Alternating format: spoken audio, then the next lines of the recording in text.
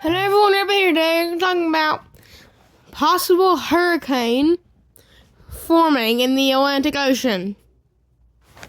Alright, let's get started. You can see here we have a slight risk of development. Some storms have gathered off the coast of Texas and are going to try to develop. Then we have this risk. This is the main area where I am watching. This one has the highest possibility of becoming a hurricane. Most models are showing it becoming a hurricane, actually. Currently has a 50% chance of development within the next 7 days. Then we have this area. It has a 20% chance of development, too. This one looks like it's going to be more of a threat down the road. We'll keep an eye on this one for you as well. Alright, folks, this first model run we're going to do. This is the GFS. This is the most recent run it has given us. And this is the 50% chance of development area we are monitoring. So you can see here increased rain in the Caribbean. That'll move towards the Yucatan Peninsula ever so slowly. And keep in mind this is very far out still, okay folks? Then once it gets into the Gulf, begins to rapidly intensify into a tropical storm or tropical depression.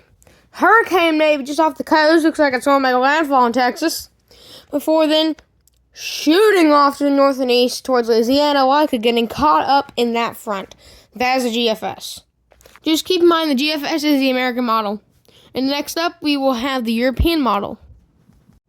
Alright, the European model also shows a bit of increased range to the east of your screen here. Before that, ever so slowly, just like the GFS, brings that towards the Caribbean, Jamaica, and then eventually the Yucatan Peninsula. You can see heavy rain around Jamaica, like I just said. That will head to the Yucatan Peninsula, possibly make landfall as a tropical storm or depression, so developing this much earlier than the American model. Then it will cross the Yucatan Peninsula, most likely, rapidly intensify in the Gulf, and hit Florida. Keep in mind this information is preliminary though. And the reason I'm monitoring this storm so much is you look at the Caribbean, see that dark red?